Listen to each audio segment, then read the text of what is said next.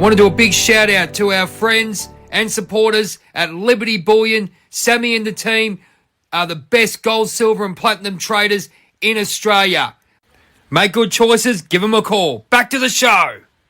G'day guys, this is Jay, all the way from Australia, and this is the chat with Jay. Remove your mask, write the story. Kangaroos, koalas, Steve Irwin impersonations, as we all know. But I meet so many great people doing this podcast, and I'm so grateful for the opportunity to do this. And I'm flying to the Big Apple. I'm flying over the way to New York, America, USA. And I've got Andrew here. And I tell you what, this story is so inspiring. Cult survivor, cancer survivor, and just like everyone, this is why I do Remove Your Mask, Write Your Story.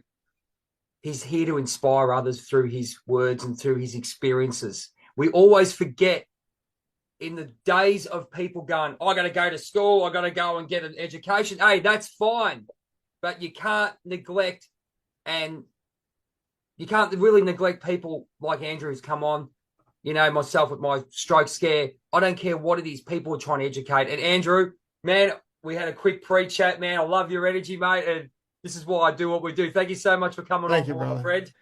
Thank you. Thank you for having me. Thank you, audience, for being here. I'm really excited to jump in. I hope we give you guys a great show. Lots of good energy and sharing my experiences with you. I hope you all enjoy it. So, yeah. Happy to be here. Thank you, mate. I tell you what, I love the Australian versus American podcast because I know all you guys are just entertainers. I love it, man. It's so good. But hey, get into it. Let's get into it. Tell us a little bit about yourself, and then we'll get. I've got a couple of notes that I've written in, and it's about awakening process. You've got the cancer scare that you had. Sure. Obviously, you went through cancer. Sorry, and then the one I'm really interested in is the cult. That is huge. I know I talk to people. When I've been opening up, looking at what's happening in the world, and my God, let's, mate, over to you. As I do in pro wrestling, tag, you're in. I appreciate it. Hello, everybody. Yeah, so, my story is definitely exceptional, but at the same time, I always like to mention that it's also not so different from what everybody goes through when we have those points where we feel like we're losing ourselves, or we feel like we're not living up to our full potential, or we find ourselves in a situation that doesn't feel right to us, and we feel like we're getting lost, we feel stuck, we feel pulled apart from who we truly are. And I've experienced that to an extreme. As Jay has mentioned, in some situations, and I have fought to overcome, to do whatever it takes to find my path back to myself, my authenticity. That's a word you'll hear a lot from me. It's really important. Finding my strength, finding the truth, living my truth, speaking it, inspiring others, showing that no matter what challenge is put in front of us, we all have the power to overcome. I am no different than anybody here listening, despite the fact that I've gone through some experiences which are admittedly quite unique. Mate. I'll tell you. I mean, we can laugh about it now, and I wasn't laughing when I read it. And then thank you. You said about energy. I think the energy between us now is, mate, it's at fever pitch. It's like WrestleMania 6 with Ultimate Warrior versus Hulk Hogan, mate. I mean, I always go back to retro, mate. Tell us a little bit about the let's go with the cancer. I mean, everyone does, because that's a big thing with people who go through a medical condition or an experience. And I know, God bless him, my friend Solomon King in Houston, he's actually going through something at the moment. I love you, brother, so thank you. And I'd like to hear from yourself, my friend. I look at mindset. Tell us a little about it, and tell us you beat it with a great mindset. And I can already tell, man, your energy's like so good, man. I love it. I appreciate that. It took some work to get to where I am today, for sure. I started out in that mindset, And when I was first diagnosed, I thought what happened was I was in terrible pain in my legs. I had a terrible car accident when I was 18, fatal. My friend who was driving passed away, unfortunately. My pelvis was exploded into 9 or 10 pieces, and I had to learn to walk again. So that was when I was 18. Now I'm 39. I'm having pain in my legs, maybe a bad leg day at the gym. Over the course of a couple weeks, I found that the pain was getting worse. Usually, this kind of pain would go away, but this time it was getting worse until one night I couldn't stand. I drove myself to the ER. They took some scans, came out and said, Andrew, I'm sorry, but we have really, really bad news for you. You have a late and aggressive cancer, and it's in stage 4, and Oh, blew me wow. away. Blew me away. It was the last thing I was expecting. I thought I was just, gonna find it. Maybe I had a muscle pressing on, some of a tendon or something pressing against my spine. I thought that would be the worst of it. I never saw cancer coming, and I immediately just went into fight mode. I said, okay, tell me where I gotta go, what I gotta do. I'll show up, I'll be there, I'll do it. And that was it. That was all I thought about. And I went back to Manhattan to Memorial Sloan Kettering, world class care. They gave me great care, did 4 rounds of chemo. They said it went great. I got a call a couple months later, said, Andrew, I'm sorry, but it looks like the cancer has come back. So I apologize. We're going to need to do more chemo. That's when it hit me. That's when my mind frame really fell from this fight, I can do anything, I can overcome it, to looking at, wow, I'm 40 years old and I might lose my life. I might not win this fight. Um, and that was tough. That took some time. There were a couple weeks there where all I wanted to do was sleep because I didn't want to wake up and think about it and face my own mortality at 40 years old. Never saw that coming. I did the chemo, 90 days in the hospital. It felt like being in a prison, to tell you the truth. It was very hard, but what could I do? I just showed up. I went through several surgeries, very intense surgeries to remove some of these. And at the end of the day, the high dose chemo worked. The worst I came out with was I lost a little bit of hearing. I have buzzing in my ear 24/7. Doesn't go away, the ringing, like tinnitus. But I stand here in front of you now, 18 months completely cancer free after a stage 4 diagnosis. And that came from my belief in myself, my trust in God. I don't know if people are religious, but I'm Doesn't not a matter. religious guy, but I do believe in God. I do believe in the power of belief, of intention, and I fought it with everything I had. I eat healthy food, and I stand here completely healed, healthy, cancer-free in this moment, and I have a lot to be thankful for. Mate, that is, mate, inspiring, absolutely inspiring story. And it just really tells you, I mean, we go through things where, the little things in life, someone, you hit your toe and you scream or whatever, or something happens, but it's stories like yourself that really get you thinking. And you've got to get into that mindset of what you said, you've got to go into that mindset of you might not be here tomorrow, but then at the end of the day, you've got to have a mindset of belief. And it doesn't matter whether you believe in God or not. It doesn't matter. Believe in, the universal law, or you're connected as a universal being to the earth, whatever it may be, man. You can just tell you're radiating that, man. And I want to ask you before we move on to the next Thank you. part. I just want to ask you with regards to what you did during that time when you knew you were in that battle for your life. What were some of the Hmm. things that you did to keep your head in that strong belief? Because man, it would, I mean, let's be honest, people see in hospital, you sit there just sitting there ready to move on. If you get where I'm going, where you put the battle armor on and just gone, rightio, what am I going to do to keep my? It's all about you versus your mind, isn't it? Really? It is that is the fight. At the end of the day, it comes down to you versus your thoughts, and you really get a good idea of that's where the struggle and the battle truly lies, is your belief in yourself, in what's possible. I had told my family, do all the research you guys want.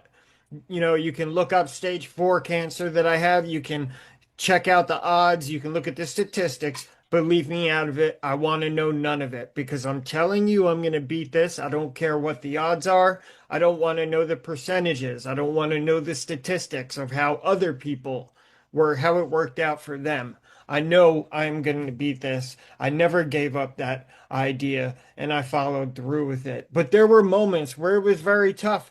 I'm a big meditation guy. I meditate every day. I spend, mornings meditating. I meditate at one good time during the day and then again before bed every night. And that was really what helped me to be able to control my thoughts, to be able to stop that spinning, that endless, cycle of, oh my God, I am 40 years old. I am gonna die. That was tough to deal with. It took some time, but the meditation was the most important for me. And I also had to come to terms with it. And, I had to say to myself, look, I believe I know for a fact through some experiences I've had that this life, well, we all love this life or have, it might be tough for some people, but we want to live it. People don't want it to end. That this isn't the end for us as beings of light and love. We go on. There is more for us past this corporeal existence. And I knew that before, and I had to come to terms with acknowledging that if this was my time, that, it was going to be okay. Every other person, all the billions of people who have ever lived before have died. And you know what? They did okay. I mean, who knows? I haven't talked to them since they passed, but if they could face it, so can I. If it's a natural part of life, and I believe that we go on. I came to terms with that, and those things all together are really what made it possible for me to move on, to focus on health, and to overcome it mentally. Absolutely, mate. It's an inspiring story, my friend. And I think, look, we all Thank you. fear we all fear it in some ways. I mean, I'm not gonna lie, you sit there Sure, and then depending where you are within your mental psyche in some ways, depending when you're going through the spiritual awakening where you actually go into your inner child and go, these are the things that you need to learn. And you go into your deep fears, you don't know whether you're going to get out and stuff. And he just really opens you up to what you are. Um, Meditation, just quickly before we move on, there's different ways of meditating. I know sure. sometimes, I'll be honest with you, I meditate in the morning when I get up, because I know I can just sit there instead of grabbing for phones and all that, which I used to do like 12 months ago. Just sit there and breathe. And that's one way I do it. But also, a couple of people have found that I listen to Stoic videos from Marcus Aurelius and Epictetus and all those great philosophical leaders back in the day that tell you how to actually be as a person. And I think that really changes the mind and changes the vibration. What were you doing at the time? So yeah, I have a routine in the mornings. I spend about 10 minutes. The first thing I do when I wake up is I spend about 5 to 10 minutes in what I call Thanksgiving. Uh, Half prayer, half meditation. I thank God. I thank my brothers and sisters of light and love. I thank myself, my higher self. I thank the universe for this day, for a good night's sleep. I thank him for my health. I just spend time expressing gratitude for who I am, the faculties that I have, the abundance that I get to enjoy, whether it be food in the fridge, gas in my tank, enough money in the bank to pay for my rent this month, to have all the necessities that I need. I'm not a rich man, but I do feel abundant.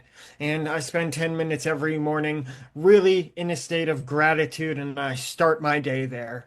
I go about my day, I go to work, and at about 6 o'clock, 7 o'clock every day, it'll be after this today, and then I do a deeper meditation. I'll do about a 45 minute meditation, just clearing my mind.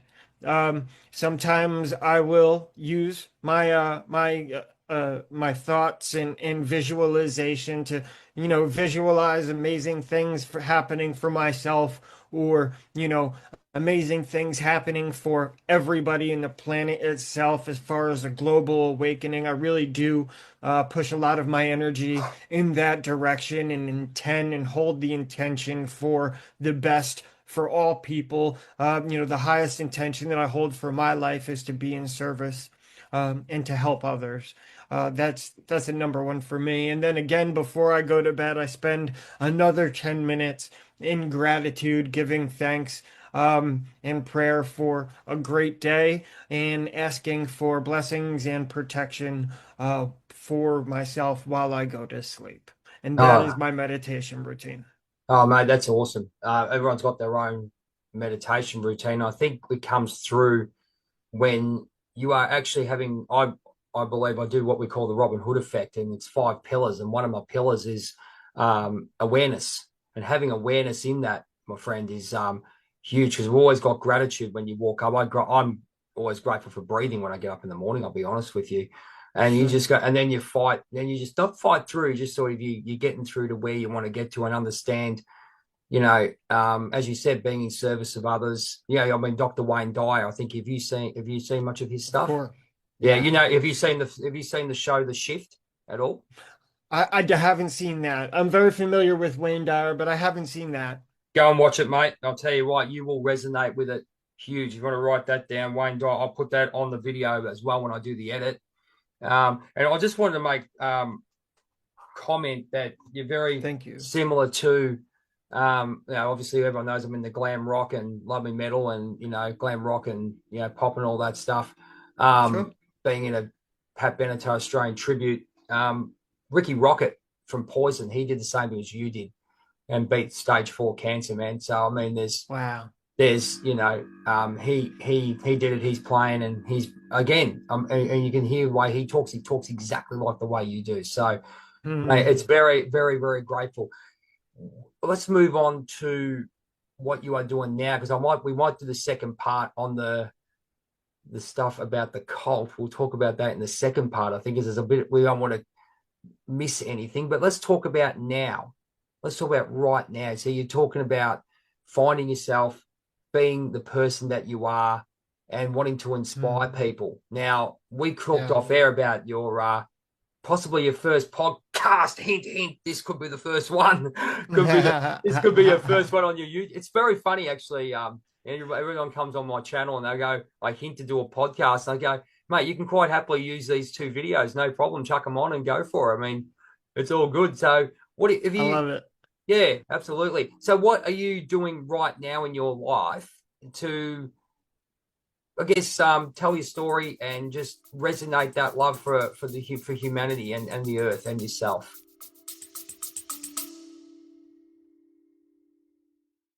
I'd like to take this time to shout out our supporters at Liberty Bullion, the best gold, silver, and platinum traders in Melbourne, even Australia. If you want to give them a call, their knowledge, their customer service is second to none. Back to the show. Yeah, absolutely. Great question. So I've just finished my book, The War on Love, which Okay, let's. is What's that? Sorry, what was that? War of Love, was it? it's called The War on Love. The origin story of the Love Has One cult and the rise of Mother God. Okay. And it is essentially a chronological record of my experience with the cult. And I finished that, writing it about 3, 4 weeks ago, and have since been going through the motions of launching it, which I have launched now. The website is live and it's on Amazon. What's Sales that? are rolling in. What's the website you've got there, my friend? We'll put that on for you. thewaronlove.com. We're And on. even the Amazon link is there on my website, and I have the ebook version. You can get the paperback version, and that's what I'm doing. I've written the book, and now I'm doing interviews like with yourself and bringing the message, not just only focusing on my experience with the cult, but the book itself is more about not just the cult, but about spiritual deception, about finding yourself. And you don't have to join a cult to find yourself in a place. I might have mentioned this earlier, where you feel pulled from your true self, or stuck in a place, whether it be a job or a relationship, where things don't feel right and you're not living up or being to what you can be and being the best version of yourself. And my book is really about what it takes to work through your challenges and bring the best of yourself out and find your power and speak that truth, regardless of what challenges in the environment may surround you. And that's really the underlying current of the book, is to spread that inspiration and that energy, and to hopefully inspire others. And that's why I'm here. I'm talking, I'm doing interviews and everything I can to spread this energy, make connections, and just see what goodness comes from it. Absolutely. Well, I've just jumped on Amazon right now and I've seen it. I've seen it looks like the picture on the front looks like Nicole Kidman, one of the Australian actors. It looks really cool, man. So I'll be getting that. I'll be purchasing that for you. That's an image. That's an image of Amy Carlson, who considered herself to be Mother God, and it's a Okay. half a picture of her, who I consider to be Amy, and then the other half is Mother God, and she had always been split between these two personalities. So the image, the portrait, is showing that split that she had, and I always appealed to her to kind of snap out of this I am God thing and be Amy, but she always wanted to be Mother God. So that's what the portrait is really portraying. And that book is actually rated. We hit #1 new release in our genre just a couple days ago, so it's Oh, going awesome. Oh, well done. But a fantastic. bestseller. That's cool. I mean, that's absolutely cool, man. As I said, I've done the same with my book. I'm looking forward to getting yours and have a bit of a read of it. Um, Awesome, awesome. so we'll be I getting. would I will. love All right, even if you get it, I would love to send you a signed copy. We'll talk about that after. You can give me Hey, your digits, and I will let, send let, you a signed copy. let's do a trade. I'll give you a signed copy of my book. How's that? Tag. Let's do, Yes, perfect. mate. That's Let's do it. That's perfect. gonna Yes, be awesome. absolutely. I love Absolutely it. good. Yes. Yeah, but look, what an experience to actually talk to a fellow writer. I was actually going to do that in the second part because obviously we know what the book's about. But talking about expressing, and it's really funny. Did you have any reservations after you did the book? It's really an expose of yourself, not just Hmm. talking about your experiences, but you're really getting to the heart of what you've done. And I think why I say that is I look at the journey of a Whitefeather, remove your mask, write your story. And it's a culmination of my life actually just going, right, I've been wearing masks, take it off. Have you Hmm. really sort of looked at your life and done some sort of, I guess, sat down and reminisced a little bit, or has it sort of brought up other things like other messages? Because I know with myself, it's brought up stuff that I needed to deal with as well. Like, so you got, Yes. boundary issues, all those. Have you had those experiences as well? 100%. I didn't realize how much healing I still had left and needed until I began writing the book, and reliving that experience was Oh, so mate. cathartic for me. Absolutely. Yeah. And what was the biggest take from for you? Because I know personally myself, it was really looking into that self-respect and fear of not being good enough. There was a lot of that stuff that went into mine because of insecurities, not being taught emotional, physical boundaries. Yeah, not just having the Mm, self-confidence and self-esteem that you're supposed to have, and you bring in mm. those um, that issue into adulthood because you're supposed to have all that sorted by 18 or whatever it is, if you know what I mean. But Sure, sure. what did you find?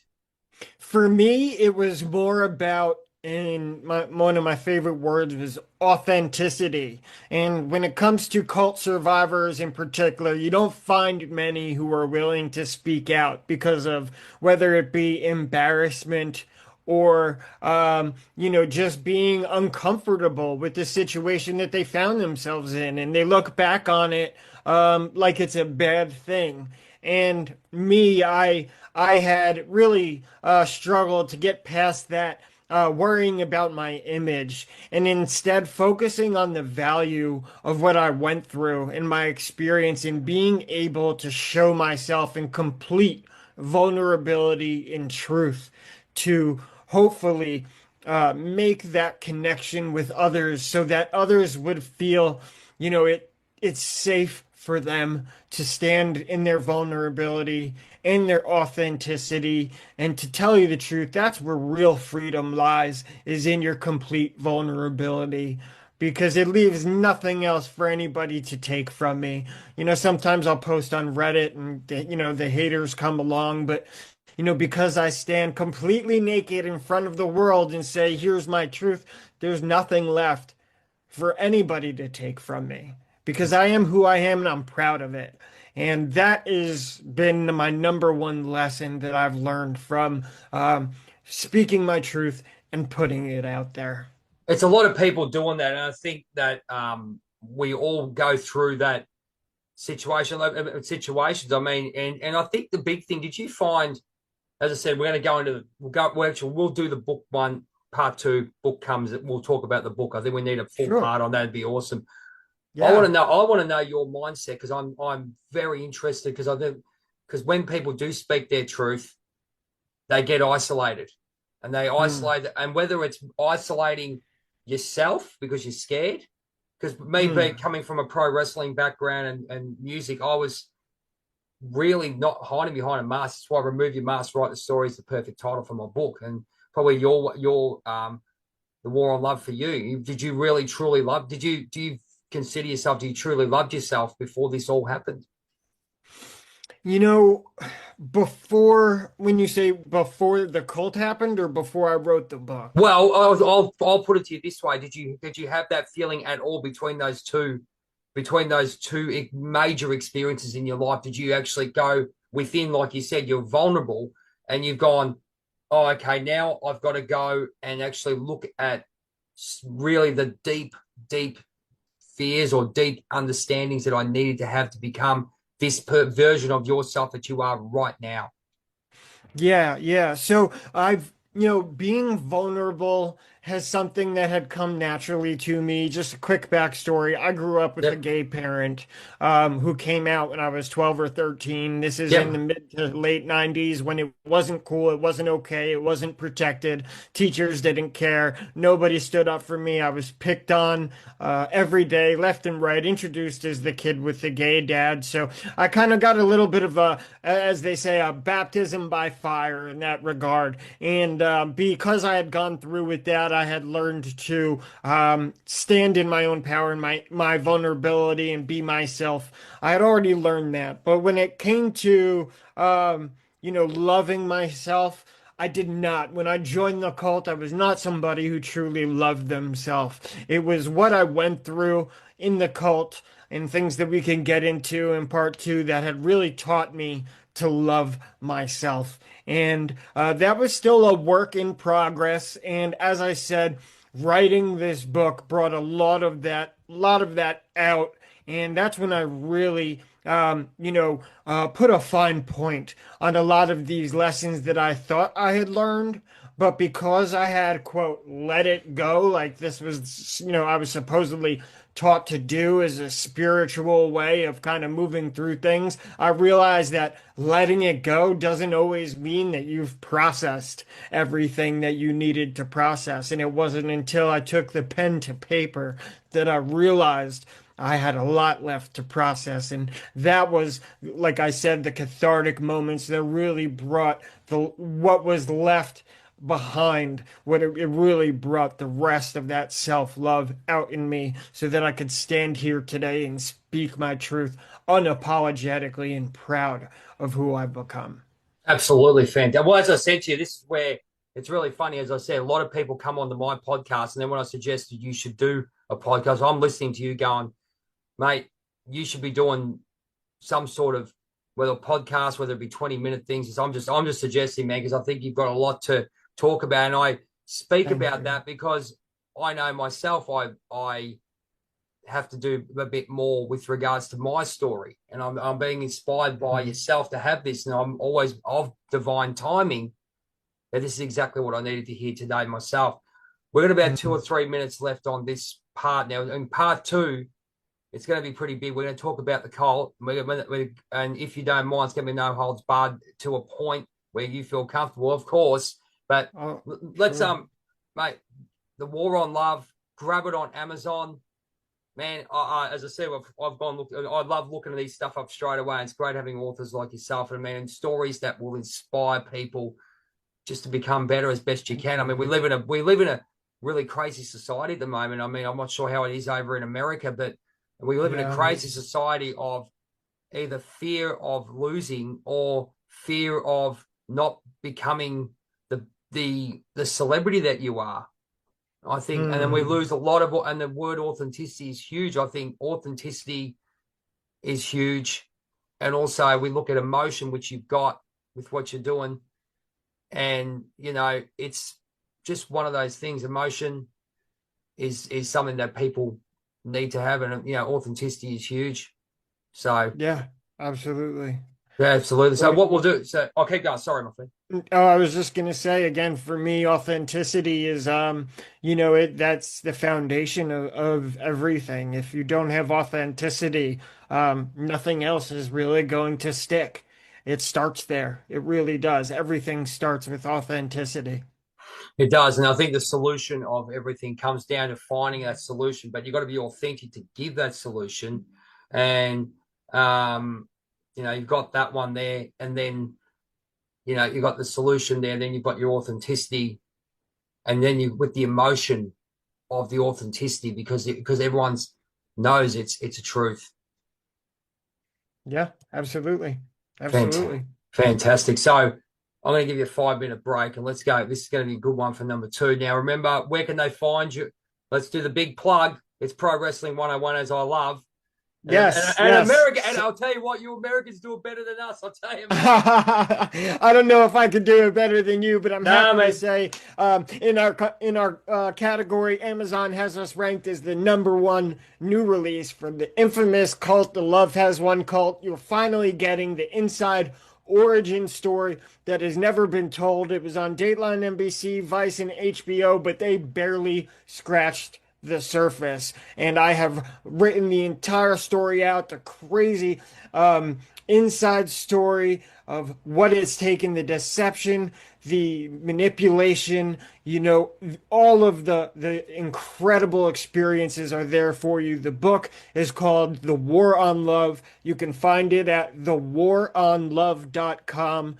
Go there. You'll see the ebook. The paperback is available. The Amazon link is there. If you love it, leave a review. It's much appreciated. And I thank you for having me. Absolutely. Part 2 is coming up, ladies and gentlemen. We look forward. Andrew, it's been a pleasure, man, and we can't wait for part 2, my friend. Thank you. Same here. Likewise. Have you got a story to share? The experiences that you went through those dark times need to be told, need to be heard. The teachings, the lessons. I know when I had a stroke scare that it changed my life. My name's Jay from Journey of a Whitefeather, and I run a show on Spotify and all good platforms called A Chat with Jay.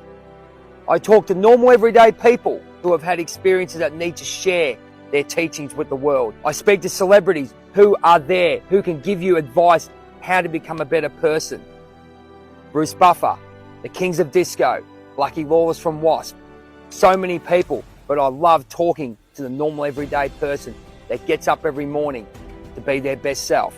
If you want to be a guest, whitewarriorhealth@gmail.com. Check out our socials, #JayStephenson, #Journey of a Whitefeather. Take care and always be the best there is, the best there was, and the best there ever will be.